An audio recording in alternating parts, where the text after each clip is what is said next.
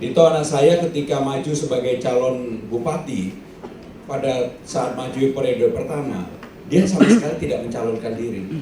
Bahkan dia dipaksa untuk maju sebagai calon. Nasibnya sama persis seperti saya yang saya alami. Jadi apakah yang seperti ini masuk dalam wilayah dinasti politik atau enggak? Itu kita debatable untuk itu. Tetapi yang jelas, yang saya pesankan kepada Dito ketika dia maju sebagai bupati, saya bilang satu aja. Kamu jaga nama baik bapakmu, keluargamu, dan keluarga besar. Karena saya lahir di Kediri, besar di Kediri. Jangan sampai ada satu kata pun yang kemudian membuat kamu tidak baik. Kalau kamu ada urusan masalah finansial keuangan, lebih baik kita duduk karena apapun kamu sudah dilatih Bapak untuk menjadi businessman, sebagai orang yang berusaha. Nah, kembali kepada istilah dinasti politik itu, saya sebenarnya secara terbuka saya mengatakan saya tidak pernah melobi siapapun untuk maju sebagai calon gubernur Jakarta. Semua orang pasti tahu, saya sebenarnya mendukung Mas Anies. Waktu itu saya juga udah bilang sama Mas Anies, Mas, bismillah, mudah-mudahan Mas Anies yang dicalonkan. Hari Sabtu saya telepon Mas Anies untuk itu. Tetapi kembali pada pertanyaan dasar tadi mengenai dinasti politik, bagi saya pribadi itu bukan sesuatu yang saya inginkan, sama sekali enggak. Ketika menjadi calon gubernur pun sama sekali enggak. Termasuk Dito mengalami yang sama. Bahkan Dito pada waktu itu menolak secara langsung kepada Ibu Mega yang menugaskan dia. Dia bilang, tante, karena dari kecil sudah kenal dengan Ibu Mega, tante saya tidak mau, saya tidak bersedia. Udah kamu nggak bisa, kamu harus seperti bapakmu. Enggak tante, saya nggak mau. Dan itu anunya banyak, boleh dibuka di jejak digital saya. Saya pada waktu itu keluarga sebagai orang tua saya dan istri saya juga tidak setuju. Persis kasusnya seperti saya yang saya alami pada saat ini. Sehingga dengan demikian, kalau kemudian kami dua-duanya terjun di dunia politik, kalau saya memang dari dulu merencanakan, karena saya menjadi ketua OSIS SMP, SMA, ketua Dewan Mahasiswa ITB, saya betul-betul berorganisasi dari wakil sekjen, dan seterusnya. Memang saya merencanakan itu, dan saya mempersiapkan itu. Maka ketika saya menjabat sebagai pejabat 25 tahun, pasti tidak ada isu sama sekali tentang saya, tentang hal-hal yang banyak terjadi pada para politisi.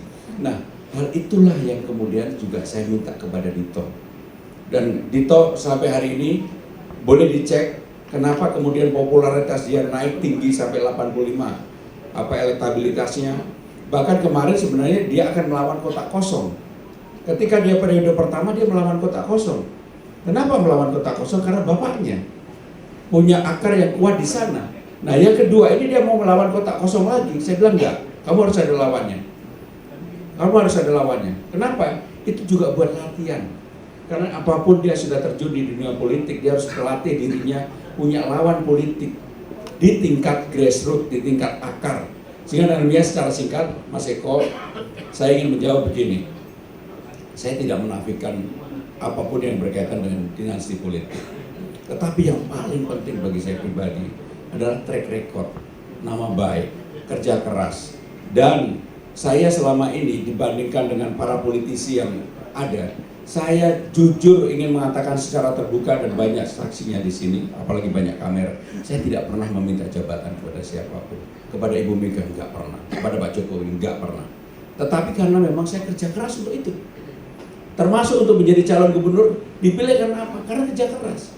Dipilih karena apa? Karena saya bisa berkomunikasi dengan semuanya. Tiba-tiba saya diundang ke Kartanegara 2 hari yang lalu, heboh lah orang se-Indonesia. Dipikir saya mau jadi menteri, enggak. Begitu saya menerima menjadi gubernur, saya akan fight untuk menjadi gubernur. Terima kasih Mas Eko. Mudah-mudahan anak Abah menjadi anak Mas. Menurut saya, kita punya begitu banyak tempat-tempat yang ditinggalkan para pendahulu yang membangun Jakarta. Gak banyak di negara yang besar punya Monas, Taman Mini, Ancol, Fathahillah, dan sebagainya. Termasuk gedung kesenian Jakarta yang sekarang ini begitu jadi polemik apakah dikelola oleh Jakpro atau seniman. Saya sendiri beranggap yang seperti ini harusnya dikelola oleh seniman. Dengan bulan kemarin ini. Artinya apa? Siapapun yang menjadi gubernur Jakarta harus membuka lapangan kerja baru. Gak mungkin enggak. Bagaimana cara membuka lapangan kerja baru? Saya termasuk dengan cara-cara yang sederhana. Satu, harus ada keberpihakan dari pemerintah Jakarta, dan untuk itu dana-dana yang selama ini ada namanya dana silva itu digunakan untuk hal-hal yang macam-macam. Saya akan minta 3 triliun saya gunakan untuk Jakarta Fund, 300 miliar saya gunakan sebagai dana hibah untuk UMKM, untuk para ekonomi kreatif, membuka lapangan kerja untuk itu. Dan saya berani menyatakan ini secara terbuka bahwa itu menjadi program saya untuk membuka lapangan kerja baru. Dan yang paling penting, tidak mempersulit. Sekarang ini yang terjadi apa? Pemerintah kadang-kadang terlalu birokrasi. Contohnya, PPSU, pasukan orange-nya Ahok, yang dulu syaratnya ketika dibuat Ahok hanya bisa baca tulis dan bisa kerja. Tiba-tiba sekarang dirubah syaratnya menjadi SLTA. Kenapa SLTA? Karena akan diatur hanya orang-orang tertentu yang boleh bekerja menjadi PPSU pasukan. Akhirnya apa? Etos kerjanya turun. Padahal yang dibutuhkan oleh PPSU adalah orang yang mau kerja. Maka kalau saya turunkan menjadi SD aja cukup. Yang penting bisa baca tulis. Tapi yang lebih penting adalah orang yang mau kerja keras untuk hal-hal yang baik. Jadi itulah yang kami lakukan. Kalau untuk estetika sebenarnya Mendy banyak sekali. Di Jakarta itu kota global. Jakarta itu sekarang rankingnya ranking 74 dari 156 dunia. Kuala Lumpur 72 di atasnya. Bangkok 47, Singapura 7, New York nomor 1. Ada 5 hal yang membuat sebuah kota menjadi kota global. Yang pertama, yang paling penting adalah yang berkaitan dengan kebudayaan yang ditanyakan tadi. Harus ada budaya lokal dalam kosmopolitan yang ditonjolkan. Sekarang ini, karena Jakarta sebelumnya sebagai ibu kota negara, kalau kita masuk ke pintu gerbang Jakarta dimanapun, nggak ada tuh simbol-simbol Betawi, nggak ada sama sekali. Sekarang Ketua Badan Perwakilan Mahasiswa Fakultas Hukum, dan juga saya di sini bersama dengan teman-teman saya, dan juga di sebelah kanan saya ada Ketua SEMA Fakultas Hukum Universitas Pancasila. Baik, saya Mas Agus Ahaye. Secara peraturan perundang-undangan dia yang bertanggung jawab. Tetapi juga ada persoalan-persoalan lokal yang dimana seperti kasus yang menyelesaikan adalah Dinas Jakarta. Persoalan yang sering timbul adalah aparat penegak hukum di belakangnya.